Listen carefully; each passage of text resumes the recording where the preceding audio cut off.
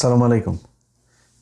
Video দেখার আগেই শিরোনাম থাম্বনেল দেখে আবার বেশি চেতামিতা গেলে হবে না, দেখা শেষ করতে হবে। বিশেষ করে একটা শ্রেণী আছে যারা আমার অপরপক্ষ আর কি, তাদের দেখে আবার নিচে ছ্যাদ করে উঠতে পারে। তো ছ্যাদ করে ওঠার আগে ভিডিও দেখে শেষ করে তারপরে মন্তব্য করতে হবে বা সিদ্ধান্ত নিতে হবে। প্রথম বিষয় হলো যে 2-3 দিন আগে ভারতীয় হাইকমিশনার বাংলাদেশে এসেছেন। সেখানে বেনাপোল সীমান্তে তাকে কিছু সাংবাদিক তারা প্রশ্ন করেছে। তাদের মধ্য থেকে একজন সাংবাদিক একটা প্রশ্ন করেছে। সেই প্রশ্নটা আমরা আগে শুনে তারপরে শুরু করি। আমরা ছোট্ট রাষ্ট্র, আপনারা আমাদের পাশে বৃহৎ শক্তি, আপনারা আমাদেরকে লালন পালন করছেন। না, আমাদের দুজনে মিলে শক্তি। 1971 সালে বাংলাদেশ থেকে কিছু তৎকালীন পূর্ব পাকিস্তান থেকে কিছু মহিলা আপনার ওই পারে গেছিল। এর মধ্যে সবাই না, কিছু মহিলা আবার ওইখানে দাদাদের সাথে লাগালাগিও করছে। হ্যাঁ, তো লাগালাগি ওই সময় তো ধরেন জিনিস প্রোটেকশন ছিল না, লাগায় আমাকে বাদায় নিয়ে আসছে। ওগুলি দেশে যখন আসছে আইসেই যে সব সাংবাদিক হয়েছে। এই যে প্রশ্ন করছে না, এই সাংবাদিক হয়েছিল গিয়ে এই ওই যে সময় মা লাগায় আসছিল, যে ওর মা লাগানোর ফসল হইলো এটা। তুই ইন্ডিয়ার তোর আব্বারে তুই কোশ্চেন করবি, তোর এত ভালো লাগে তোর মারে, বোন রে, ভাবিরে সবটিরে নিয়ে যা, আবার লাগাইতে দে, আবারও লাগাইতে দে। তো লাগাইতে দিবি, তুই নিয়ে ওই পারে যা। এই দেশটা আমাদের, আমরা 92% আমাদের দেশ এটা। অতএব এইখানে তোর মারে লাগাক, নাইলে ফাঁক করুক, যা মন চায় করুক, ওইটা এইখানে না, তুই ওইটারে মানে হালাল বানাইতে যাস না। ভাই এইসব কথাবার্তা যখন শুনি না, বুঝছেন, শরীরের রক্ত টকবক করতে থাকে। আপনারা তো মানে আমার কাছ থেকে খারাপ কথা শুনতে চান না, কিন্তু চিন্তা করতে পারেন একটা দেশের নাগরিক যারা এই গেল কয়টা দিন আগে তাদের তৈরি করা একটা ফ্যাসিস্ট এই দেশ থেকে এই দেশের মানুষ বিতরণ করেছে। এই গেল 2টা বছর আগে 2000 মানুষকে হত্যা করেছে এই ভারত। 21শে আগস্ট, 25শে ফেব্রুয়ারি, মানে এই দেশের অনেক আলেমকে তারা জঙ্গি সাজায় মারল। গেল 15টা বছর বাংলাদেশকে তছনছ করে ফেলছে। একজন সাবেক প্রেসিডেন্ট, তাকে ধরে নিয়ে এই হাসপাতালের ভিতরে ঢুকে বলে যে সে অসুস্থ, তারা নির্বাচনে যাইতে হবে। যে এরশাদকে সরাসরি এরশাদ বলে দিয়েছে সেই কথা। এরকম একটা দেশের আমাদের চিরশত্রু, তাদের সাথে আমাদের এখনকার যেই সম্পর্ক, তো সব কিছু জানে। ওর মারে লাগাইছে দেখে ওইখানে আনার পরে ওর বাপের ওই কোশ্চেন করে। চিন্তা করতে পারেন আপনি মাথা ঠান্ডা রাখবেন কিভাবে? তার এই প্রশ্নের প্রেক্ষিতে ওর বাপ ওর মারে যে লাগাইছে, ওর হাইকমিশনার আব্বা, ওর আব্বা আবার কি বলছে দেখেন।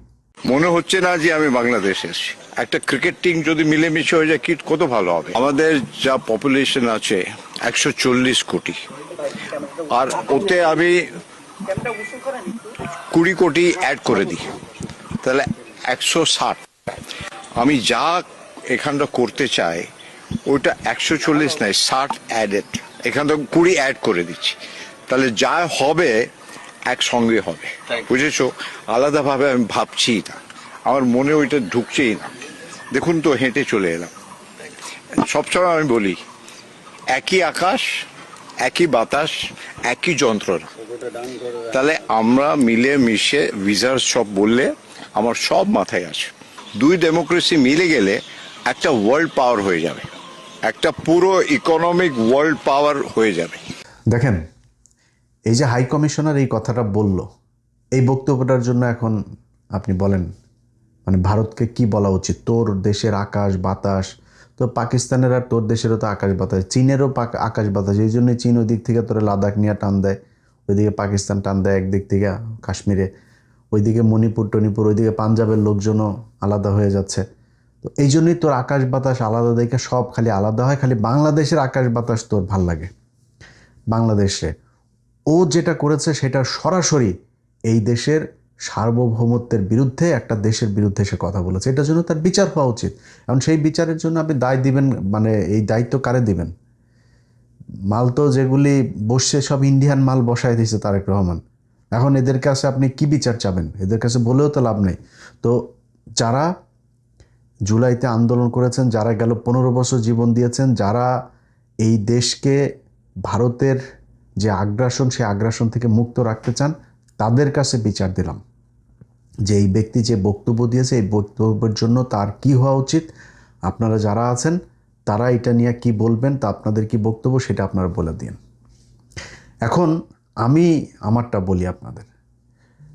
ধরেন আমরা যদি কিছু বলি না, কিছু বললেই তো তখন আবার আমাদের বলে আমরা নাকি খালি রাজাকার হয়ে গেছি, আমরা পাকিস্তানের পক্ষে কথা বলি। তো কিছু কিছু জিনিস আছে, যেমন যখন 9-10-এ পড়তাম টেবিলের সামনে ফিজিক্স, কেমিস্ট্রি, হায়ার ম্যাথের এরকম অনেকগুলো সূত্র ছিল। এই সূত্রগুলো আমার টেবিলের সামনে টানানো ছিল, মানে যেগুলো সারাক্ষণই লাগতো। এরকম অনেক সূত্র আছে, হঠাৎ করে অঙ্ক করছে একটা, তো আবার দেখতে হইলো। তো এরকম কিছু জিনিস আছে যেটা সারা জীবন আপনার খুব দরকার হয়। এরকম একটা সংজ্ঞা আপনাদেরকে আমি এখন শোনাবো। এই সংজ্ঞাটা আগেও শোনাইছি, আজকেও শোনাচ্ছি, সামনেও বিভিন্ন জায়গায় মনে করাই দিব। ধরেন রাজাকার বলে না ওরা, হ্যাঁ, তো এই রাজাকার যখন বলবে তখন একটা জায়গায় কিন্তু আছে, মানে আপনি নিরাপদে থাকবেন। সেগুলো কি মনে করেন আমি, আমার বাবা, আমার দাদা, চাচা, খালু, মামা, এরা সবাই মিলা ধরেন ওদের কথা অনুযায়ী 2 লক্ষ ওদের মা বোনরা লাগাইছে না পাকিস্তানিরা, তো এই 2 লক্ষ মা বোন এগুলোরে আমরা নিয়ে যায় ক্যাম্পে দিয়ে আসতাম। দিয়ে আসবো বলে লাগাইতো, জিনিস টিনিস সারা লাগাই দিত, লাগাই দিলে পেট বাইদা যাইতো আর বাচ্চা পয়দা হইতো। এই বাচ্চা পয়দা এগুলি কিন্তু এই যে এখন ধরেন সাংবাদিক এইরকম কোশ্চেন করে। আর অনেক দেখবেন ইন্ডিয়ান মালগুলো আছে, এগুলো সুন্দর করে ইন্ডিয়ার পক্ষে কথাবার্তা বলে। তো এখন 2 দিক থেকে আপনি বাইচে যাবেন এই সংজ্ঞা যদি ওদেরকে শোনায় দেন। সেটা হলো যে ওদেরকে আমরা পাকিস্তান ক্যাম্পে ঢুকাই দিয়ে আসে, ওদের মা বোন ভাবি টাবি ওগুলোরে লাগাইছে, এরপরে বাচ্চা পয়দা হওয়া, সেই বাচ্চা পয়দা এটা কী হলো, পাকিস্তানি বীজ। সো এই পাকিস্তানি বীজ ওদের ঘরে। আপনি যদি রাজাকার হন আপনি কিন্তু বেঁচে গেলেন, কারণ আপনি তো রাজাকার, আপনি তো ওদের মা বোনদেরকে দিয়ে আসছেন, আপনার তো সমস্যা নেই, ওরা পাকিস্তানি বীজ। সো আমরা কথাবার্তা বললে যখন রাজাকার বললে আমরা কিন্তু একদম কষ্ট পাই না। যদি সিরিয়াসলি আপনি ডিবেট করতে চান তাহলে পূর্ব পাকিস্তান পশ্চিম পাকিস্তান এক হয়ে যাওয়া উচিত। এই 2 দেশ আলাদা থাকার কোনো দরকার নেই, কারণ এই 2 দেশ আলাদা হয়ে 2 দেশেরই ক্ষতি হয়েছে। আমরা আজ থেকে, মানে কথার কথা রাগ করে বলছি না, কিন্তু আজ থেকে 55 বছর আগে আমরা স্বাধীন হয়েছে।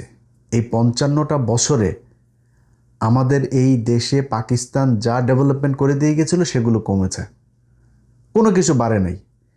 এক ঢাকা মেডিকেল ছাড়া বাংলাদেশে যত মেডিকেল আছে সব পাকিস্তানের তৈরি। আপনি সার্চ দেন, পিজি হাসপাতাল লেখেন, আপনি এই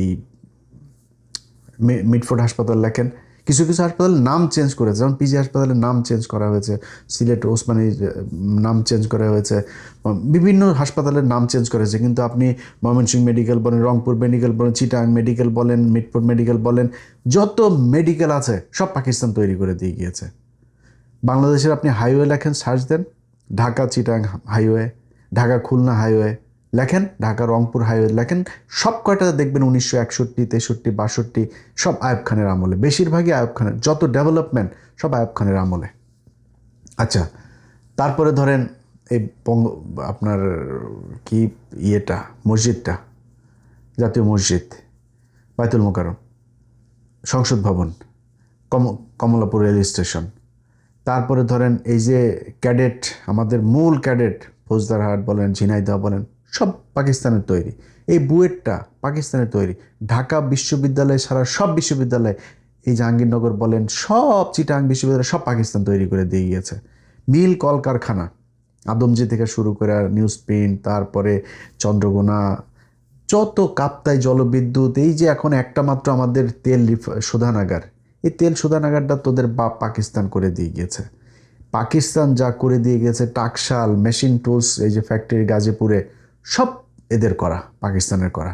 আমরা তো ভালো ছিলাম, যুদ্ধ হয়ে ওই পাকিস্তানেরও ক্ষতি হয়েছে, আমার ভাইদের, আমাদেরও ক্ষতি হয়েছে, 2 দেশেরই ক্ষতি হয়েছে। এক হয়ে গেলে আবার ভালো হবে। সো এখন এক হয়ে যাই। তোরা যদি নাকি ইন্ডিয়ার সাথে এক হইতে চাস, ইন্ডিয়া তোদের খালি তোর মাদেরকে খালি লাগায় প্রোডাকশন দিয়ে দিছে, কিন্তু পাকিস্তান এই দেশের যত ডেভেলপমেন্ট আপনি অবাক হয়ে যাবেন। আপনি গুগলে সার্চ দেন, রূপপুর পারমাণবিক বিদ্যুৎ কেন্দ্র কত সালে হয়েছে, গেল 4-5 বছর আগে কাজ শুরু হলো, এই এখনো পর্যন্ত উৎপাদনে আসতে পারে নাই। 1961 সালে পাকিস্তান এই রূপপুর পারমাণবিক বিদ্যুৎ কেন্দ্রের প্রকল্প পাশ করে গিয়েছে। 1961 সালে লেখেন আপনি রূপপুর পারমাণবিক বিদ্যুৎ কেন্দ্র, এরপরে যান ওইটা উইকিপিডিয়াতে যান, উইকিপিডিয়াতে যায় তারপর ওইটার ইতিহাসে যান, দেখবেন ওইটার ইতিহাসে কি লেখা আছে। আমার মুখের কথা শোনার দরকার নেই, আপনি উইকিপিডিয়াতে যান। পাকিস্তান সরকার 1961 সালে রূপপুর পারমাণবিক বিদ্যুৎ কেন্দ্রের পরিকল্পনা করে গিয়েছে, আমাদের লোকজনকে বিদেশে পাঠিয়েছিল প্রশিক্ষণের জন্য। আপনি চিন্তা করতে পারেন যে পাকিস্তান সেই 1961 সালে এই পূর্ব পাকিস্তানকে কি বানাতে চেয়েছিল? যুদ্ধ করে দুইটা দেশই সেই 71-এর ভারত পাকিস্তান যুদ্ধে ধ্বংস হয়ে গিয়েছে। আমরা তো ধ্বংস হয়েছে, ধ্বংস হয়ে আমাদের স্বাধীনতা সব শেষ। ওরা স্বাধীনতাটা নিয়ে আসছে, অর্থনৈতিকভাবে ধ্বংস হয়ে গিয়েছে। এই হয়েছে আমাদের বাস্তবতা। এই বাস্তবতা আমরা আবার এক হয়ে গেলে আবার ঠিক হয়ে যাবে, সমস্যা কোথায়? চিকেন নেকটা এই দিক দিয়ে খাইয়ে দিব, তারপর ওইদিকে মণিপুর টনিপুর ওরা সুন্দর হয়ে যাবে, ওদিকে পাঞ্জাব ধরেন এক চান্সে এদিকে স্বাধীন হয়ে যাবে, ওইদিকে লাদাখ মাদাখ অরুণাচল যা আছে চীন আর একটু ধাক্কা দিয়ে নিয়ে নিল, পাকিস্তান আজাদ কাশ্মীর আর জম্মু কাশ্মীর দুইটাই পাকিস্তান নিয়ে নিল, ব্যাস শেষ খেলা। আর ওদের এই যে বিশাল বড় বড় করে না, এমনি পুরো পশ্চিম বাংলা থেকে অনেক মানুষ পাকিস্তানের সাথে চলে, মমতা দিয়ে এখন আরামসে চলে আসবে আমাদের সাথে, নিয়ে নেই, সমস্যা কোথায়? নিয়ে ওদেরকে পাকিস্তান এখন যেটুকু আছে ওইটুকু বানায় দিয়া আমরা দুই পাকিস্তান মিলা ওদের চারিদিকে একটু ধরি যাতা দিয়া, সমস্যা নাই তো। তো তোমাদের কাছ থেকে আমাদের এইসব কথাবার্তা শোনার জন্য আমরা এত মানুষ এই গেল 15 বছরের জীবন দেয় নেই। কথাবার্তা বলতে গেলে খুব হিসাব করে বলতে হবে। পাকিস্তান বললেই চ্যাঁত করে ওঠার কিছু নাই। আমরা কোনোদিন বলি নাই যে আমরা পাকিস্তানের সাথে এক হইতে চাই, পাকিস্তান আমাদের সাথে আসুক, পাকিস্তান আমাদের বাপ লাগে, আমরা কোনোদিন বলি নাই।